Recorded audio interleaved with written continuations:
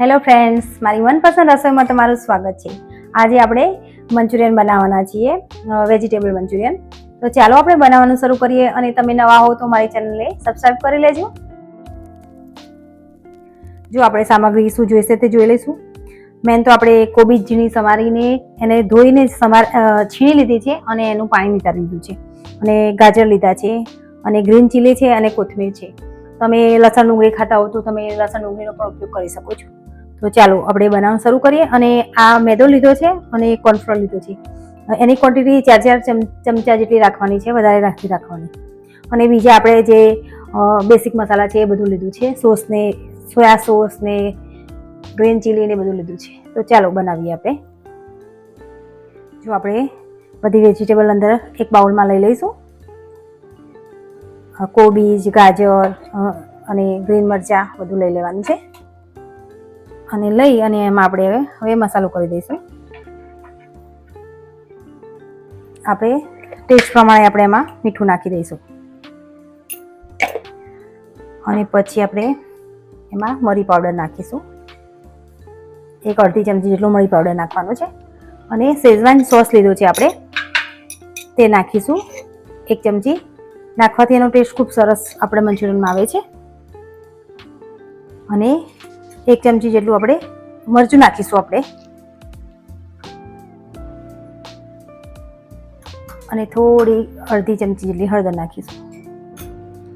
અને બધું જ બરાબર મિક્સ કરી લઈશું આપણે પહેલાં. અને હવે આપણે એમાં મેદો નાખીશું 4 ચમચી જેટલો. અને કોર્નફ્લોર નાખીશું 4 ચમચી જેટલો. અને બધું આપણે મિક્સ કરી લઈશું. જો સરસ આપણું મિશ્રણ તૈયાર થઈ ગયું છે.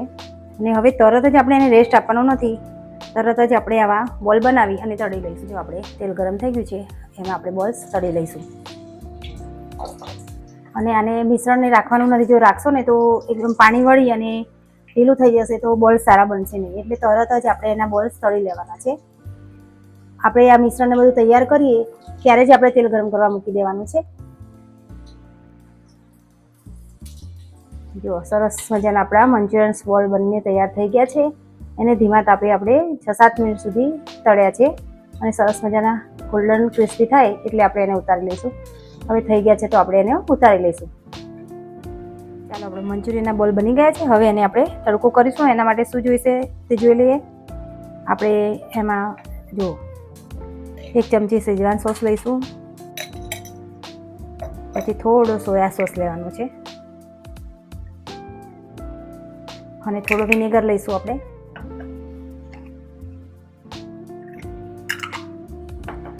અને 1 ચમચી જેટલો આપણે કોર્નફ્લોર લેવાનો છે. આ બધું બરાબર મિક્સ કરી લઈશું આપણે. થોડું પાણી નાખી દઈશું આપણે અંદર.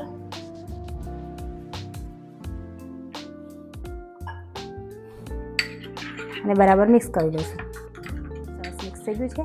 હવે આપણે એક પેન લઈ લઈશું, એમાં તેલ નાખી દઈશું. જો આપણે એક પેન લઈ લઈશું ને ગેસ ચાલુ કરી દીધો છે. અને હવે આપણે 2 ચમચી જેટલું આપણે તેલ નાખી દઈશું.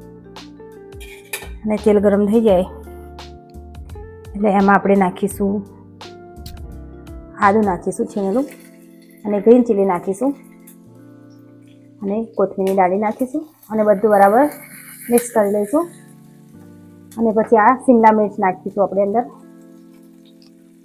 અને છીણેલી આપણે આ કોબીજ નાખીશું. અને ટામેટા નાખી દઈશું. તમે લસણ ડુંગળી ખાતા હો તો આમાં લસણ ડુંગળી નાખી શકો છો. અને બરાબર એકદમ ગેસની ફ્લેમ આપણે હાઈ રાખવાની છે. અને એને સાતળી લેવાનું છે. ચડવાના નથી, પણ થોડાક ક્રન્ચી રહે ને 80% જેટલું આપણે એને ચડવી લઈશું. અને પછી આપણે એમાં સોસ નાખી દઈશું. જો આપણા વેજીટેબલ કૂક થઈ ગયા છે થોડાક. હવે એમાં જે આપણે સોસ બનાવ્યો હતો, બધા જે મસાલા રેડી કર્યો હતો એ નાખી દઈશું આપણે એમાં. અને બરાબર આપણે એને મિક્સ કરી દઈશું. હવે આપણે એમાં થોડું પાણી નાખી દઈશું. અને ફરીથી બરાબર મિક્સ કરીશું. હવે આમાં 1 ચમચી જેટલી આપણે ખાંડ નાખી દેવાની છે. ને ફરીથી આપણે બરાબર મિક્સ કરી લઈશું. અને સ્વાદ પ્રમાણે આપણે મીઠું નાખીશું.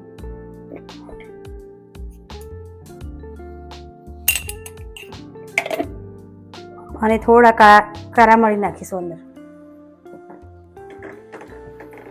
અને હવે આપણે જે બોલ્સ બનાવ્યા હતા મંચુરિયનના એ બોલ્સ નાખી દઈશું અંદર. અને એકદમ ફાસ્ટ ગેસે એને આપણે 2 મિનિટ સુધી સાતળવા દઈશું. એટલે આપણે જે અંદર ગ્રેવી છે એ મંચુરિયનમાં મસાલો બધું વળી જાય. સરસ મજાનું આપણું ડ્રાય મંચુરિયન બનીને તૈયાર થઈ ગયું છે. તમારે ગ્રેવીવાળું રાખવું હોય તો થોડુંક પાણી વધારે નાખવાનું અને ગ્રેવી બનાવવાની. આપણે હવે 1 ચમચા જેટલું આપણે ટામેટો કેચઅપ નાખી દઈશું અને ફરીથી મિક્સ કરી લઈશું. અને આજ કેવું ફટાફટ ઝટપટ તૈયાર થઈ ગયું છે આપણું મંચુરિયન. હવે એને આપણે સર્વ કરી લઈશું.